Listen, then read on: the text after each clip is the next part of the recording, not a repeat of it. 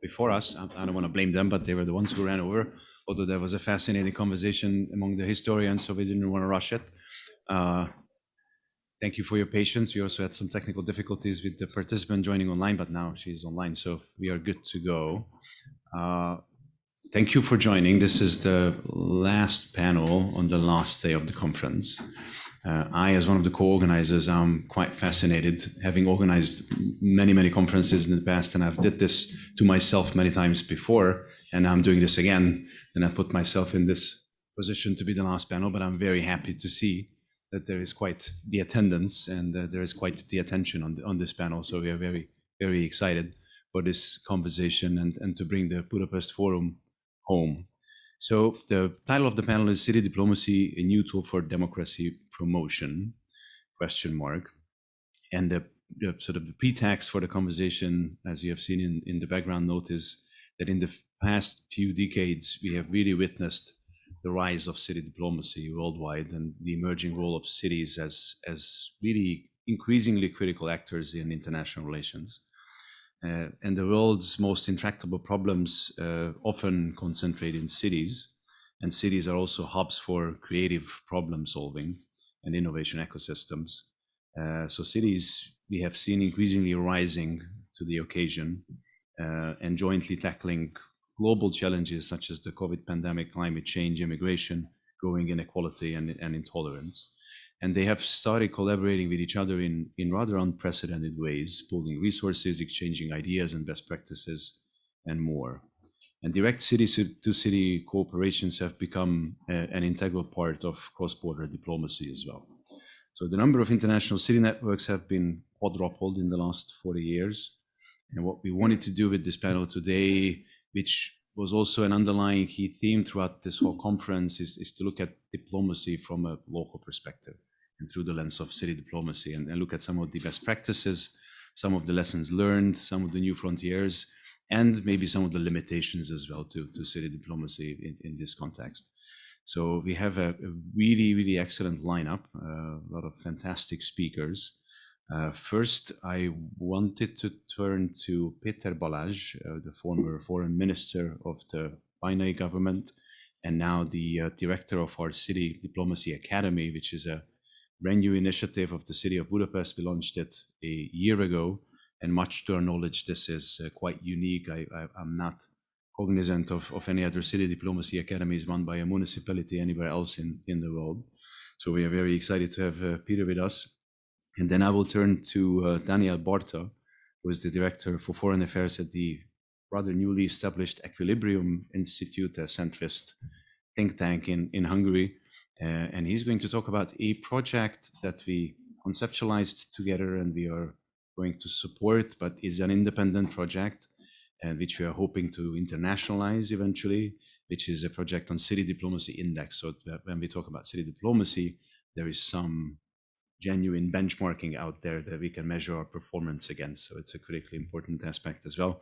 And then we have an exquisite panel with Roderick, head of program from the Alfred von Oppenheim Center for European Policy Studies, Cathryn Clüver Ashbrook, the director of the German Council on Foreign Relations, joining us online. Thank you, Cathryn, for joining.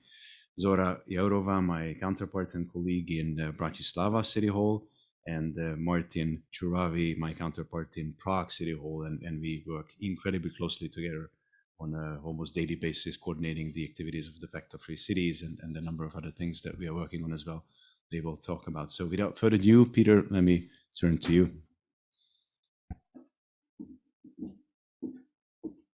Thank you, David.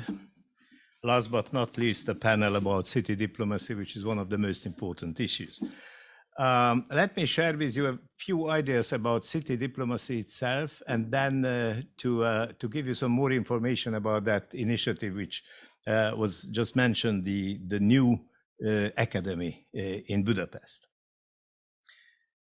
Our world order is based on the principle of the sovereign equality of all states, as it is laid down in the UN Charter, Article 2.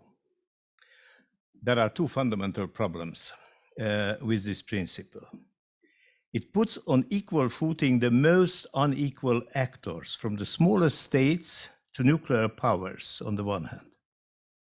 and excludes from control and decision-making functions other actors than states, economic operators, movements, religions, and our topic of today, cities. A growing share of humanity lives in macro-cities, which are bigger than many states. 548 cities in the world have more than 1 billion inhabitants, whereas 1/3 of all the states have less than 1 million. According to the latest statistics, out of all the 233 states of the world, 74 have less than 1 million inhabitants. This is not only a question of size. We usually measure the size of states in population, but of economic output and the highest concentration of problems, from pollution to pandemics.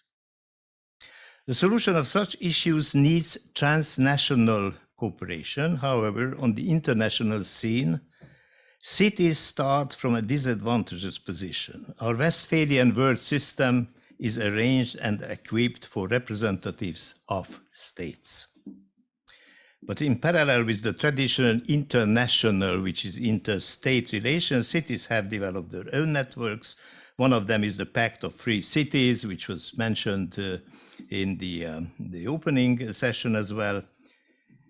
In the eastern half of the EU, Hungary has brought the biggest city into the Union, which among all the states which joined after 2004. Budapest is number 12 on the list of European urban areas and has an extensive network of international relations, many twin cities, and a rich experience in cooperation with foreign partners. On that basis, the new mayor launched last year the idea of a rather unprecedented professional training project to set up an academy of city diplomacy. He asked me to work on that plan and to take its lead. I agreed immediately. I spent long years in the Hungarian Foreign Service, both home and abroad, and I have always been interested in other countries' experience in recruiting and training diplomats. However, when I had the necessary competence in various positions, lately as foreign minister, I had no time to deal with this challenging issue. Now, time has now come. What special features should be considered when we deepen the city diplomacy aspect in comparison with traditional state diplomacy? Sovereignty is one key issue. It is being defined and recognized at the level of states, not beyond and not below that. The EU was fighting for decades for the declaration of its own legal personality, which is now in Article 47 of the treaty. It is a regular member of the G20, but could not get a seat in the UN in the same row where its member states have their places. Below the state level, important members of federal states like Bavaria, Catalonia, or Scotland cannot enter meetings in international organizations where the smallest sovereign states, like Malta, they have a free access. Big cities are in a similar position. As to the armed forces, which is an important prerequisite of foreign policy action, cities may have maximum their local police organizations, but military force is attached to sovereign states. Another important pillar of sovereign action is the budget. Cities have their own budgets, but expenditures and most of all tax receipts can be controlled and cut by national legislation or direct government interventions, as we have experienced in Budapest since the capital is in opposition hands. The main challenge of city governance is the coupling of limited sovereignty with increased challenges. Cities are not mini-states, but the highest concentration of several problems which occur at the state level too, but not with the same intensity. Big cities represent the highest density of traffic, growing population, in times of pandemics, the highest concentration of infections. They are the focus points of criminality, or the most exposed to international migration. Concerning security, let me quote a fresh study. The title is The Future of Conflict Prevention. I quote, "Cities will become increasingly fertile grounds for armed actors in the coming decade." A warning signal. Having in mind all that, how did we conceive the Budapest Academy of City Diplomacy? We started from international experience. I gave guest lectures at various diplomatic schools in the past, including the French ENA or the Fletcher School of Diplomacy in Boston, United States, and others. And as one of the first steps, we have invited former diplomats, researchers, experts, and set up the Council of the Academy, a kind of a directing board, which helped a lot. 3+1 training directions constitute the structure of the Academy. The first includes the specific fields of diplomacy with a strong focus on the city dimension: security, economic development, urbanism, transport, energy, environment, migration, culture, sports, etc. The second is a necessary pillar of any diplomatic school: knowing the outside world, foreign policy motivations and actions of states, international organizations, and other important actors. The third, which was the most popular, is covering the various tools of diplomacy: conflict analysis and conflict handling, dealing with the media, protocol techniques, dress codes, sending and receiving delegations, translation and interpretation. The +1 direction was visits to and the meetings with interesting personalities and partners. The students particularly appreciated the talks with Budapest-based ambassadors of important countries. At the end of the first academic year, 22 students got the certificate proving the successful completion of their studies. 50 lecturers and experts instructed them during the academic year. The classes were conducted in an interactive way. We have also tested the creativity of the students. They wrote policy briefs under the general title, The City and the World, but the concrete topics were chosen by them, like youth criminality, urban housing, investment promotion, tourism, online hate speech, climate control, etc. We have forwarded their interesting analyses and suggestions to the competent departments of Budapest city administration. In parallel with the first partly experimental academic year, we have successfully achieved the official accreditation of the school. From now on, the diploma is recognized by the Hungarian state. In a next step, we would like to extend the international scope of the Academy. This is an appropriate moment now in the presence of representatives from the Visegrad 4 countries to raise the idea of a Visegrad 4 Academy of City Diplomacy.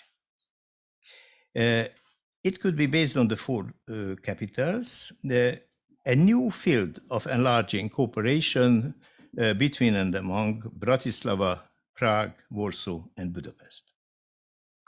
We could compose a class of students of the 4 nations in equal numbers.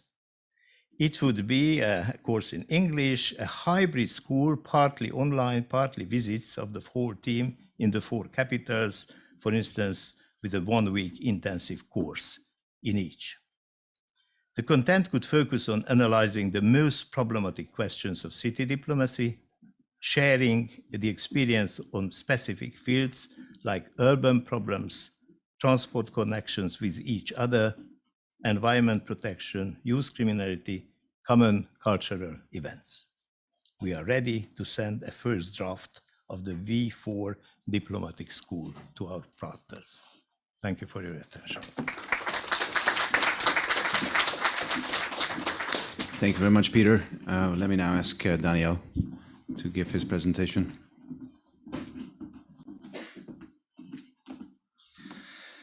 Thank you very much. Let me also, it's the middle of it, welcome you, and thank you very much for the opportunity that I can present the findings of our City Diplomacy Index here in this forum.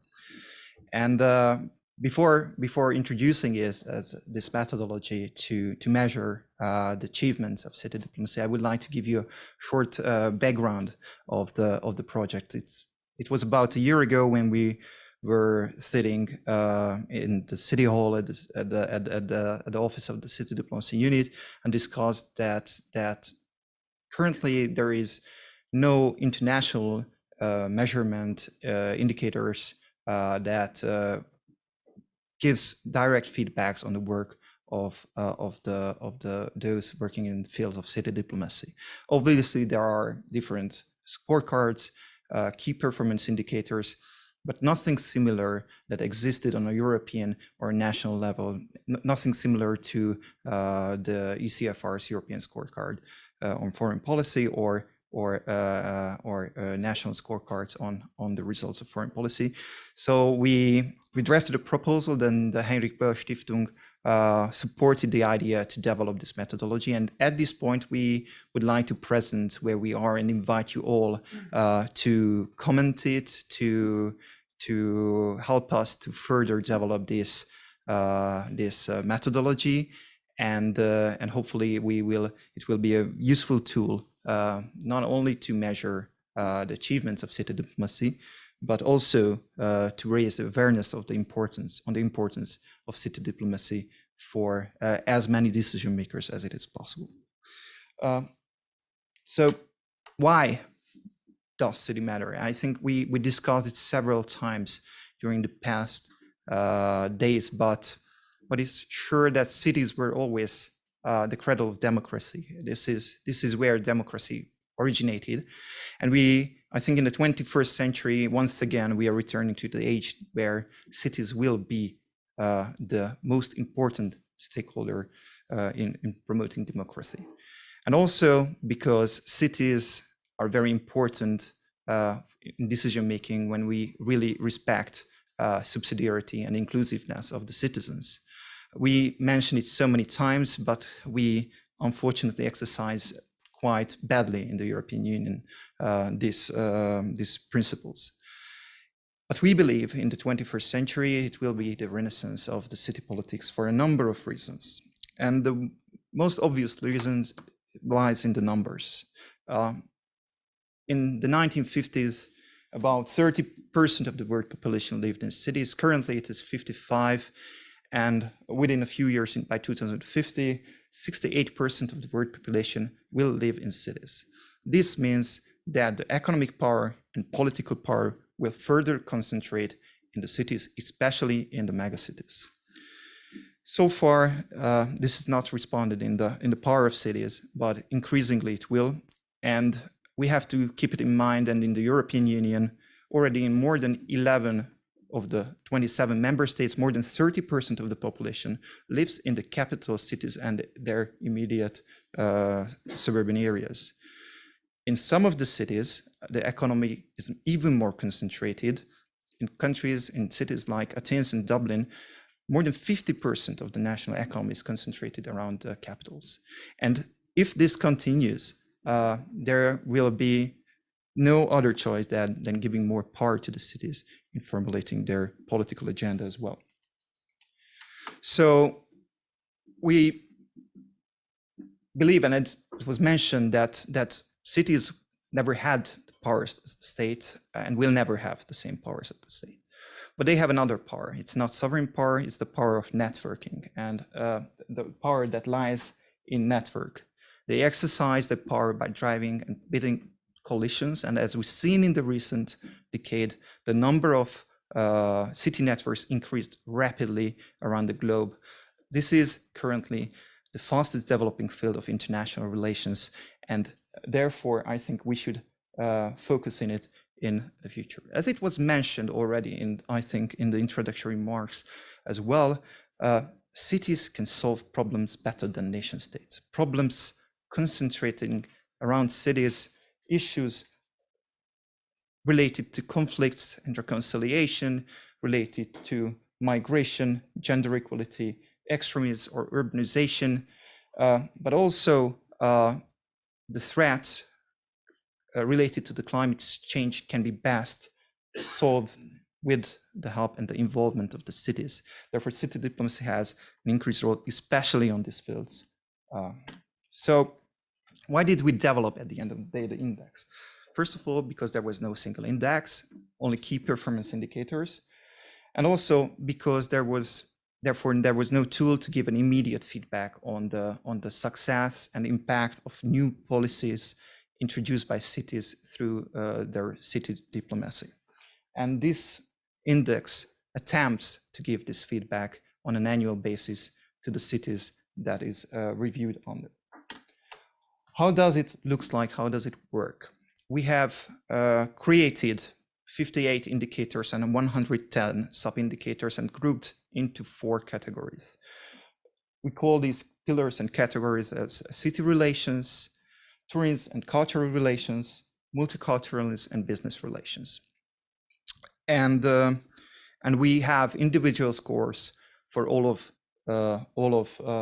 these categories, all of the indicators, so we can compare cities also along these pillars, not only with a final composite score, and we can see where certain cities do better and where certain cities should do and launch further reforms.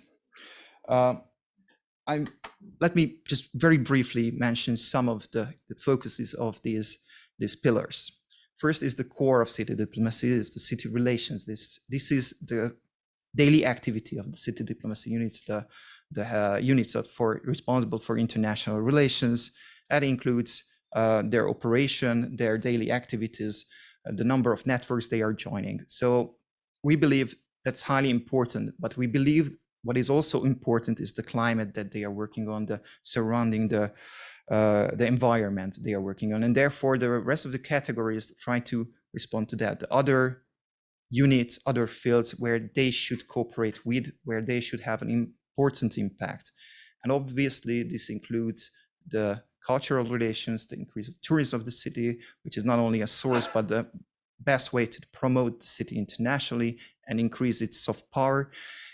Business relations, because this is where I believe city diplomacy has a very important role.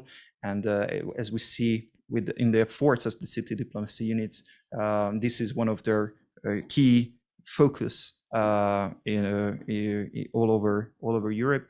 And also multiculturalism, the environment cities operate, what they can provide for foreigners in terms of schooling, education, in terms of cultural events or foreign language media, how widely it's available in the city, where we believe City Hall and also City Diplomacy Unit has an important role as well. So what's next for the index, where we are?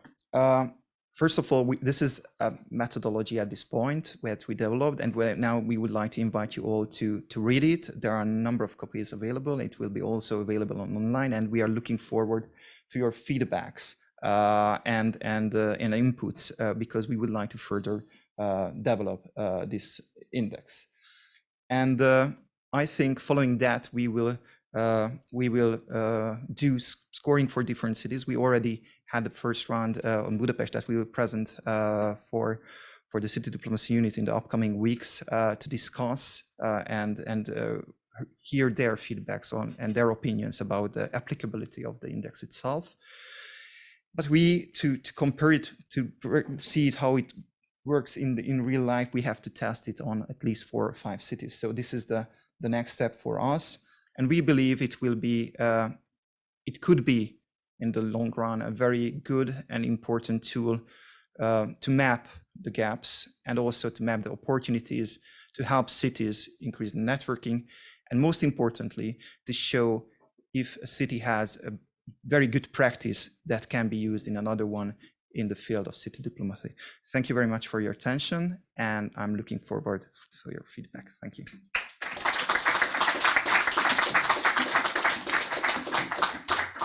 Thank you, Daniel, for the hard work and this very informative presentation. We are very excited and look forward to the conversation on the first Budapest City Index, and we are very happy to be the sort of the test rabbit for this whole thing. And we are hoping that we will be able to entice the Visegrad 4 partners and probably beyond to also join the process.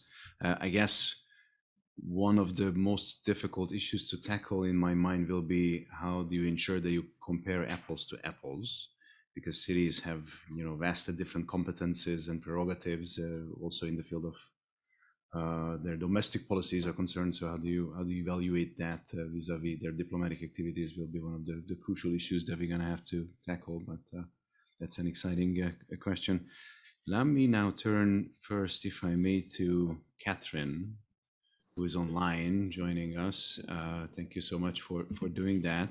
So one of the very first people when the mayor asked me to be in this position almost 2 years ago, I ended up consulting was Cathryn, who at the time headed up the Future of Diplomacy project at Harvard. And we had a fantastic and truly informative conversation, which I really was very encouraged by and fed on and had a lot of good ideas coming out of, I hope. So now Cathryn is heading up DGAP, the German Council on Foreign Relations, and you guys are active on city diplomacy as well. So first of all, if I may specifically ask, you just heard the presentation on the City Diplomacy Index, if you could just give us some feedback right away, if I could on the spot. I'm so happy to do that, David. First of all, greetings to all of you in Budapest. I very much wish I could be with you this afternoon.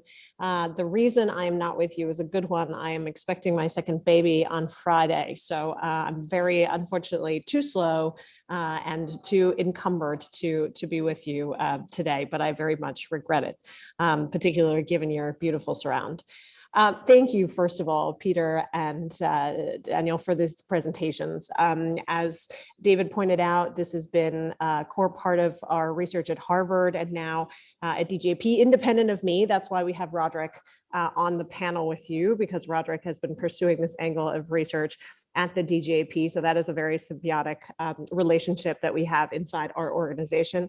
But I will play devil's advocate for a moment and then tell you how I do think that, in fact, Daniel's general push and line of inquiry is the right one, but that in order to, quote unquote, survive in the world of post-Westphalian or Westphalian nation states, the way that Peter mapped it out, we believers in city diplomacy need a slightly different set of long-term arguments and proof points. Because IR theory and or the way that we think about power in the 21st century, which is changing and is of course transforming and is much more transnational in nature than in the past, because as both Peter and Daniel pointed out, so much more is embedded in the globalized economy, still relates at the heart of it to nation state mechanisms. So the causal jump from cities, quote unquote, being large and economically powerful in their own way does not make them decisive forces in the future, because where does this power go? Where does taxation abide? Where does regulation get made? Where does defense policy get set? Whether we city diplomats might want it or not, that is still usually in the arena of the nation state. So just because cities are becoming more economically powerful, more concentrated, both in terms of wealth, but also in terms of poverty and inequality, and sort of the great divisions in society that come with catalyzing globalization, is also true right in the heart of cities. So that just to say to all of us, if we truly believe in the fact that this is a phenomenon that's changing, and I'll agree with Peter in the considerations for the NATO strategic concept and the way that NATO, for instance, has thought about this going into the process that they will then conclude in May, there is a lot of thinking about how, of course, the future of conflict will be urban. It won't necessarily be urban in Europe, but if we think about how the face of Aleppo has changed over the past 10 or 15 years, then that is very much a consideration for nation states to have, because it means that even there, in terms of the defense dimension, things will have to shift in how we think about urban conflict and contact, and yet that too remains the domain of nation states. So this just as a reminder that all of us need to think more closely about sort of the causal relationships there. That being said, of course, this idea of paradiplomacy or parallel diplomacy to the state is not in itself new. We've seen that since the 70s. Everybody in this room knows that, and it's been mentioned implicitly, whether it's Quebec in Canada or Catalonia in Spain. But what is critically new, and this gets back to this idea of power, is that cities are discovering a new phase, a new area of power for themselves, which derives exactly from what Daniel said, which is of the power of legitimacy and trust. Because in every Western democracy, right across the board, whether it's in Australia, you can start in democracies that are not physically in the West, whether you start in Australia and take it right across the world, all the way back to the United States. Trust and basically interpersonal trust as well is at its all-time low, with the exception of trust in the local level and the capacity in the local level. And that's where Peter, I think, is absolutely astute to solve issues and to prove, and this is the other piece, through data, and this is the other source of sort of great, I think, urban power in the 21st century, data-based proof points, which is to say that if you're not lobbying against your own nation states, which a lot of cities, in fact, aren't doing. That's true in some national contexts, but in others, it's really more about this idea of bounding together around key and critical and separate issues in some cases, forming issue-based networks that are data-driven.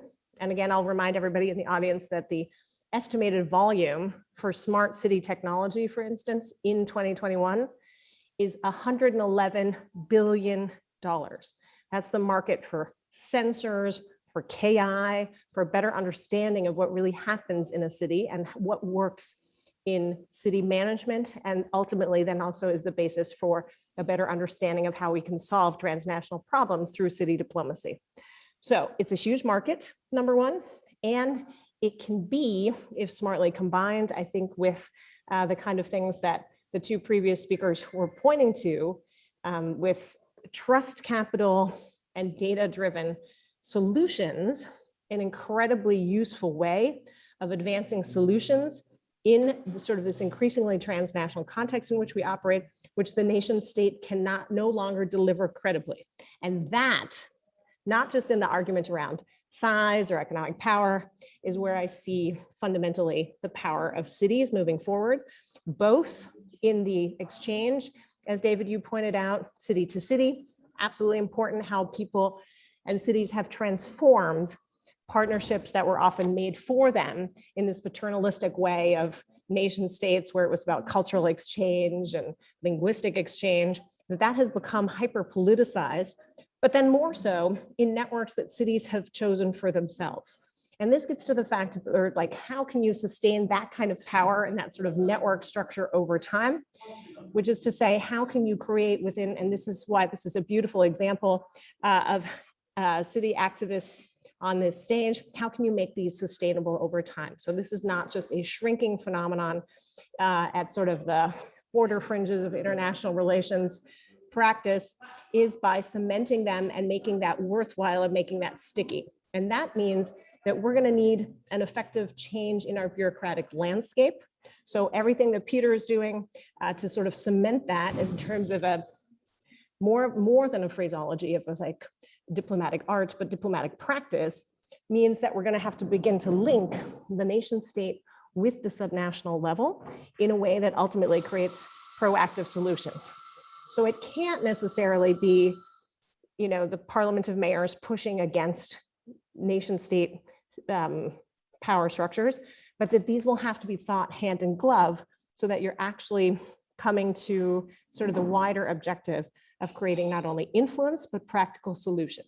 And so, of course, the main example for that could be C40, or could be sort of the Open Data Governance Alliance that has built itself around the Sustainable Development Goals and voluntary local review. So something that's supported by technology companies, independent, or that's supported by independent technology and not owned by technology companies, so that cities have sort of taken back that nexus of power for themselves too. I think those are the kind of phenomena that are really worth watching, because it's to look at the organization form, to look at the form that power or takes and plays in these organizations, and to look at the form at which data is used and manipulated and owned, such that it increases access for cities to meaningful data. Because otherwise you're creating a 2- and 3-tiered system of cities who may or may not have access to critical core components that form my understandings, the basis of urban power in the 21st century. All of which is to say that urban power is still very much up for negotiation in this shifting 21st century diplomatic system and paradigm, that it's going to take more causal thinking to convince, let's say, the nation state junkies of this world that power in the city deserves not only attention, but space and the kind of critical components that effectively Daniel is pointing out, which is more economic control, more capacity to negotiate economic deals, negotiate with nation states so that you're having different entities face each other across the table, still not the norm. And then to be able to have the kind of data to back up that kind of work, that kind of thinking, and that kind of anchoring, so that the networks that are formed are stable over time. And we're not quite there yet. I think we could get there, but I think as those who advocate for a greater role of cities in international relations, we too have some work to do so that we have a translation between the clear legitimacy advantage and the trust advantage that cities and urban leaders have vis-a-vis the nation state, but that we can parlay that into new forms of power in the 21st century. Thank you so much, Cathryn, for these critically important points and for joining us just a couple of days before you giving birth. That's just absolutely amazing. We are very grateful for that. I will circle back and react to some of the points that you brought up at the very end. But now let me turn to Dr. Parks, Roderick, if I may. You published, I think it was a year ago or so, a paper called City Diplomacy, the EU's Hidden Capacity to Act, which was a deeply inspiring paper. You talk about how cities in the European Union are increasingly active in a geopolitical space outside the European Union, especially in conflict prevention, but in some other areas as well. So if you could talk about that a bit and then other aspects of city diplomacy as well. Thank you. Sure, thank you. Ooh, that's loud. I will, righto. So I mean, just as my boss couldn't be here because she's on maternity leave, I'm lucky to be here because I think I'm going to have to spend some more time in Berlin for the same reason. But hello, boss, nice to see you. And bless you for reading the paper. I come at this from a position of skepticism. I think I'm not steeped in the mythology of city diplomacy.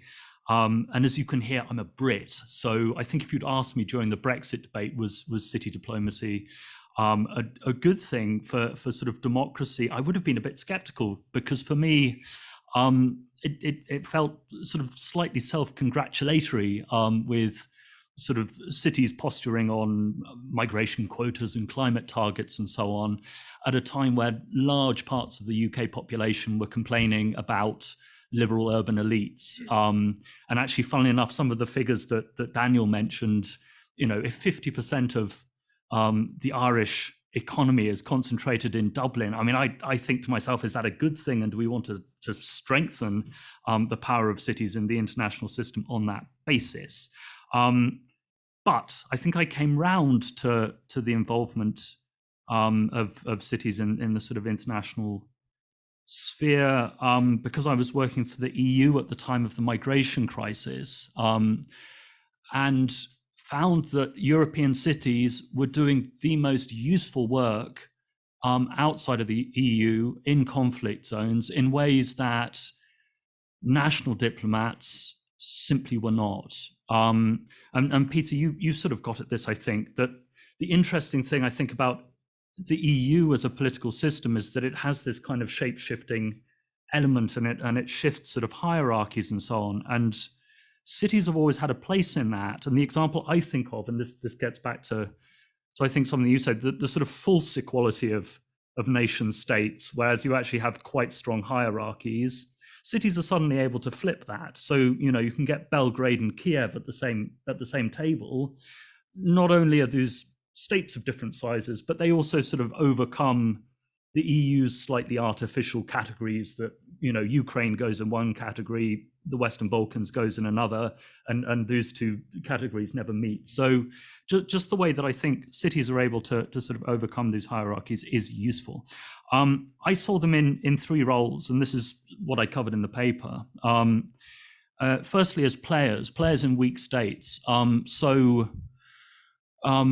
When we in Brussels at the time were trying to work out what to do with Libya during the migration crisis, you know, we sort of sat on our hands as Italy made deals with violent militias in Libya, and we suddenly spotted that European cities and European mayors were hooking up with mayors in Libya, who at the time were essentially the only people with undisputed democratic mandates. And by hooking them up, we provided, or, you know, cities provided a sort of bedrock in the political quicksands there. And cities had a strong interest in the good treatment of migrants and in anti-discrimination measures and in getting the local Libyan labor market working, etc. And we simply weren't aware of that in Brussels, and we're doing exactly the wrong things.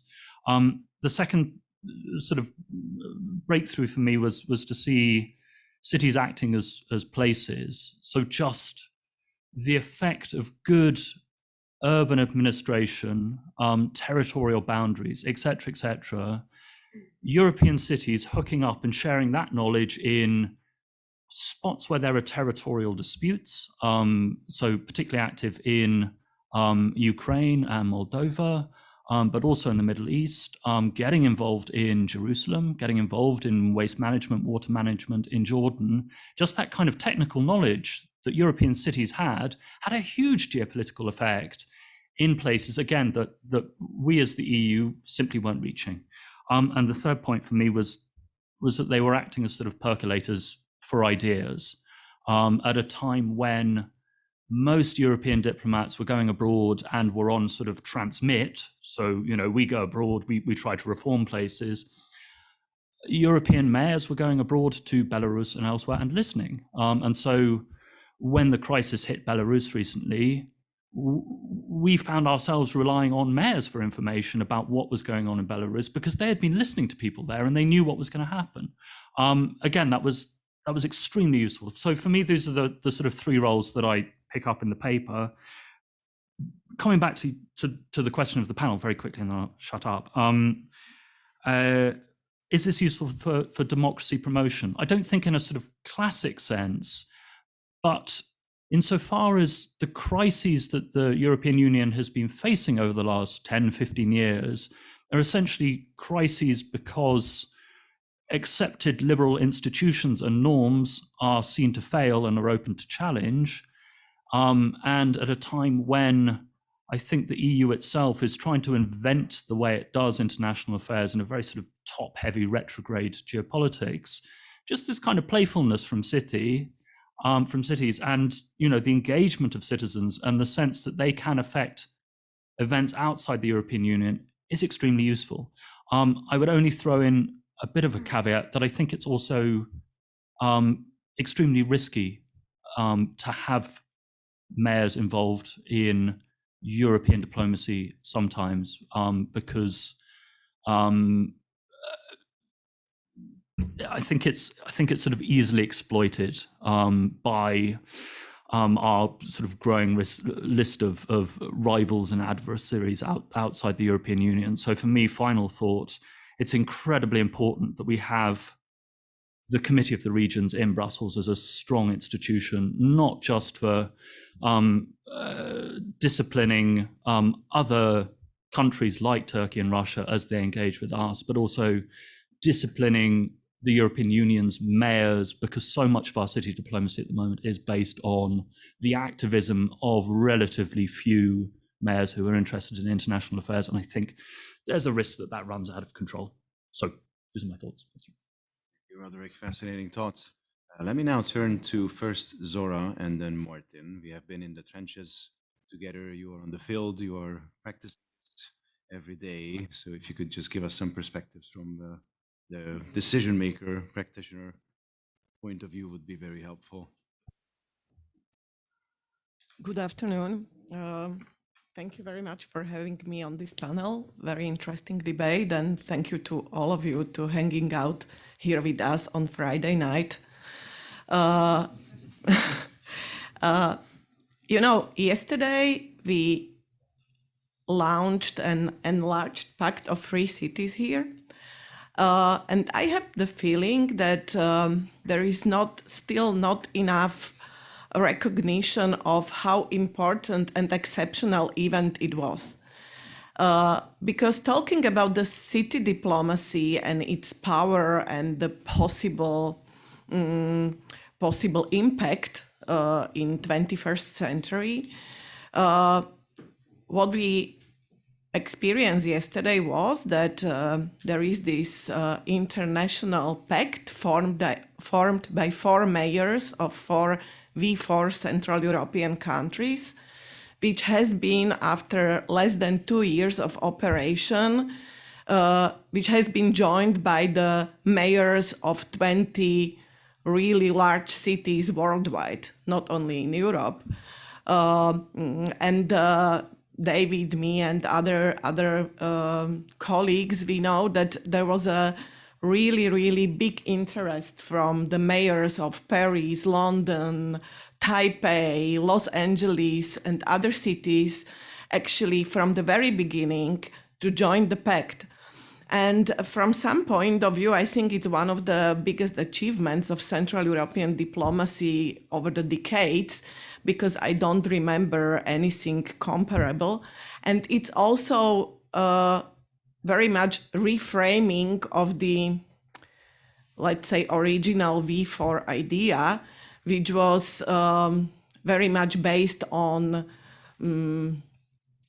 a pact which should defend Central Europe against, old European interest, putting it a little bit colloquial way. Now it's just the opposite. It's the 4 mayors of Central European capitals. They formed a pact which sort of leads the way of different idea. We don't want to defend ourselves against the world. We want to offer an alternative and hope. And that's something I find very important, and I really wanted to stress it here on this panel.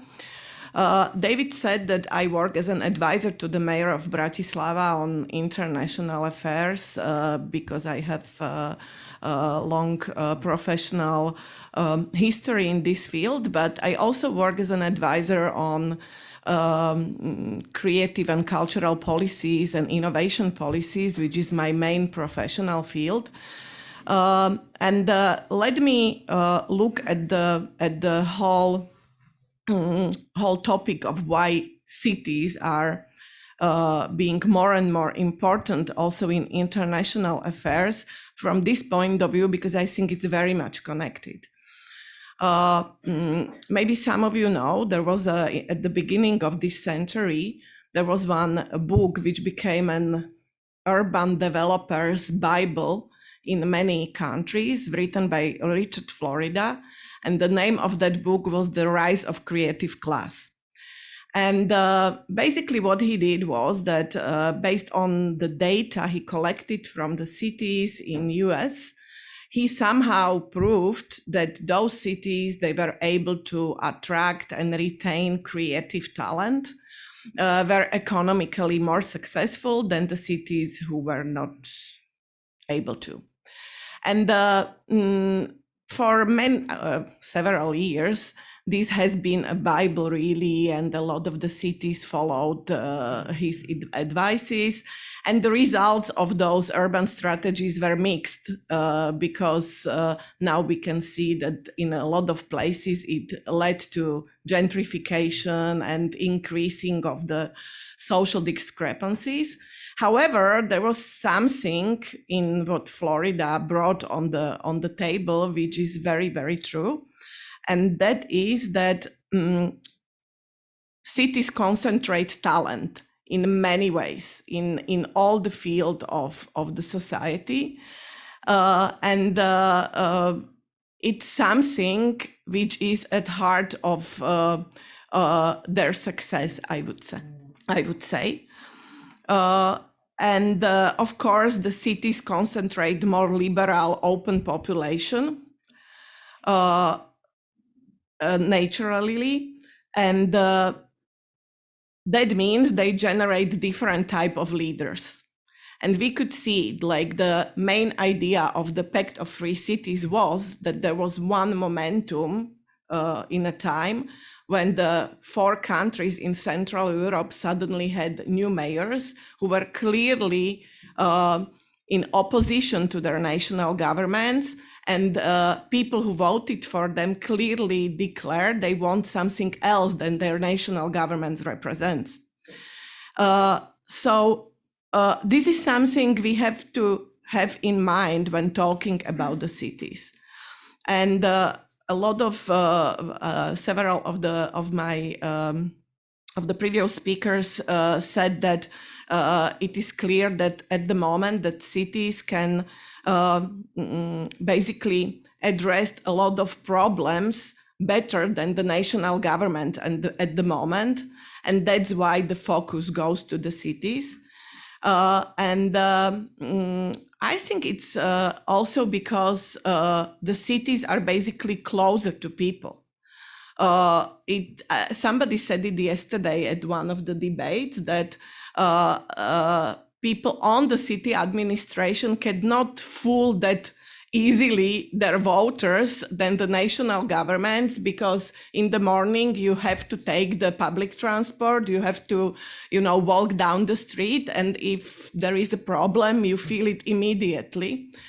So, and also, I think what is very important is that in this time of post-truth society, which caused a lot of the problems with populism and nationalism, the city offers basically also the public space, which is offline and which is the traditional agora. And it is very much the issue of Central and Eastern Europe, because in our latitudes, the public space was for decades something suspicious and problematic. And it's something we are only trying to learn how to deal with this public space. But in the time when people online consume all kind of fake news, the very existence of the offline agora in the city is, I think, the great advantage, and that's why this eternal function of the city defending democracy is still there. Maybe just to conclude that we can debate a lot of these aspects, why cities at the moment are more seem to be more democratic, more successful, more close to people. But at the end of the day, I think it's mainly about the leaders, and that's basically what also the pact was about. As I said before, it was about the 4 leaders. They suddenly felt they have to do things differently, and their voters, voted for them because they wanted to experience or to live something different than their national governments presented. And I have the feeling that if we agree that it's the talent and the resources, and it's mainly at the moment the human resources, they are concentrated in the cities, the main role of city leaders is to channel and organize these resources in terms of, at the end, achieve hope for the citizens. So I would say it's that would be probably the I'm not sure if that can be easily measured in the indicators. It should be very composite indicator in a way. But I think the extent to which the cities are able to manage their human resources and talent and actually what is in the city would be for me one of the main indicator. And then how to measure hope. Maybe we can have another session on that. Thank you, Zora. Martin, please. Thank you very much, David. In fact, thank you all very much for staying with us till the very end. I thought it might be interesting for you all to hear a bit more about the day-to-day work and of the city diplomacy regarding the promotion of democracy and democratic values. So let me be brief, yet as specific as possible in this regard. So the day before yesterday, the mayor of Prague granted an audience to one of the most prominent political dissidents from Hong Kong, who is forced to live in exile in London nowadays. And he met with him, spent an hour with him during an official meeting within the premises of the residence of the mayor of Prague. Why did he do that, you may ask? Well, yesterday, the mayor of Prague traveled all the way from Prague here to Budapest to be actively involved in the signing ceremony of the enlargement of the Pact of Free Cities, as we spoke about it, of which he was one of the 4 founding fathers, so to speak. I think it was signed in this very room nearly 2 years ago. Why did he do that? Why should he do such things? Today, as we speak, there is a historical Belarusian flag flying at the top of Prague City Hall. Why is it important for us to do such things? In the very same building, as we speak again, there is an exhibition of Belarusian journalists who are imprisoned in their own country. Why do we organize events like that? And just before this meeting, I had a call from the office of His Holiness Dalai Lama, and we will work on something I'm not allowed to really publicly speak about, but on Monday morning, the first thing I'll do in my office will be dealing with that. Why should I bother? Why should we do that? Well, the answer is because those things matter, and they truly do, not only for the people in Belarus, Tibet, or other parts of the world, but for us all. And I really, really believe that those acts are extremely important in promoting democratic values, and especially so if the nation states fail to do so themselves, then there is this gap which cities can fill and play this extremely important part in the so-called city diplomacy. So that's why. And once again, it's of course at the end of the day the question of leadership and the question of choice. So this is, I think, something we should also consider. We are very happy that the 4 mayors of the capital cities of the so-called Visegrad group decided to be those leaders and lead by example. And I'm very, very much looking forward for our further cooperation. Thank you. Thank you. Thank you very much, Martin. This was perfect for closing. I would love to continue this conversation for another hour or 2, but I'm mindful of the fact that it's a Friday afternoon after 2 intense days of our forum. We also have a couple of other items on tonight's agenda still, so I will close it here. I know Zora and Martin has to run. Just a couple of closing thoughts, if I may, just reacting to some of the key points or critically important points that the panelists made. One is about resources. One of the issues that I looked into as I was preparing for my job is like, what's the average budget for a city diplomacy unit? And of course, these numbers, first of all, was very hard to come across, but second of all, compared to foreign ministry budgets are quite minuscule, let's put it that way. And I know from experience now after 2 years that in the internal negotiations, as far as the budget goes, it's not very easy to make the case why the city should spend more on this. So it's a limitation on the one hand when it comes to the outside, and it's also something that you have to work on how to justify from the inside. So that goes back to the point of the index, and that was part of the reason why we wanted this index so badly as well, that we want an independent benchmark that underpins the importance of city diplomacy, that then hopefully us and other cities could use as an argument internally, but also is even more important, and that goes to the point of trust that Cathryn was emphasizing, to the citizens, like why city diplomacy matters, why this is important, what it brings to the table, why this is in the interest of the city and the citizens, why we're doing this. The second point I wanted to make was again what Cathryn was talking about, the cooperation, collaboration, or closer collaboration between the subnational and the national level.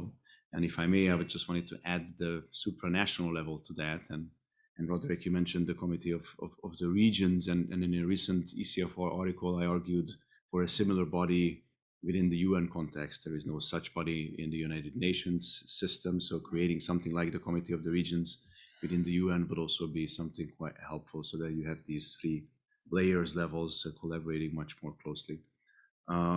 One point about the pact, and I think some of you touched upon this, and this is of critical importance, that we are emphasizing every step of the way, that although most of the cities that join now are indeed capital cities or major cities, but we actually ended up having a couple of smaller cities, and that was very deliberate on our part. And we are very mindful of the fact that if you end up portraying the pact as this urban elite, progressive group of cities who will tell rural communities how to live their lives, and we know better, and we oppose everything that the national governments say, that's not the right approach. So we are very consciously trying to construct the pact going forward, and also when it comes to thinking about several different projects going forward, to put some meat on the bones of what the pact is, how the pact can contribute to the bridging of the urban-rural divide, which is one of the critically important challenges that undercut our democracies more and more these days. And then just one last point, referring to what Martin was talking about, I would not underestimate the symbolic gestures, or the power of these symbolic gestures, and the soft power of cities, and this kind of soft power diplomacy. And we have been very active in this field in Budapest as well, in relation to the Fudan University renaming streets, but also illuminating certain objects in the city, Belarusian flag, etc. And this sends a message internally, but very often to the outside world as well. So that's important. Finally, I was remiss not to apologize on behalf of our colleague from Warsaw, Karolina. She wanted to join the panel as well, but unfortunately she fell ill, so she sends her best regards. With that, I want to conclude the panel. I am really sorry, but we won't have time for questions this time. It's not very democratic, but maybe you can approach the panelists individually. Let me formally or informally conclude the forum, or at least as far as the official agenda of the forum is concerned. And let me invite you to two things. One, I am inviting you in an informal personal capacity. It's of course completely optional for you to come, but Mr. Karácsony, Mayor Karácsony, is actually holding his rally at Moderator Square, which is really close to here, as a prime ministerial candidate, and you're all welcome to join. This is going to be a spectacle. He's officially launching his campaign, his bid for a prime ministerial candidate. You can enter to the VIP zone with your badges, so you're welcome to join. There will be several of my colleagues who will escort you over, again strictly not in my official capacity. I'm inviting you to this. And then secondly, in my official capacity on behalf of the municipality, afterwards, we would love to have you back at City Hall for an informal reception, a little bit of drinks and a little bit of jazz music for tonight to conclude the festivities for these 2 days. Again, thank you so much for coming. We really appreciate it. We had an incredibly rich 2 days. This was, again, the inaugural forum, so bear with us. We're going to do better next year. We will have an even better agenda, richer agenda. Hopefully more people can participate in person. Cathryn, we are very much hoping that you can join us in Budapest next year. Thank you so much to our sponsors, Heinrich Böll Foundation, first of all, the Erste Foundation, and all the other sponsors for making this possible. And see you here next year in Budapest.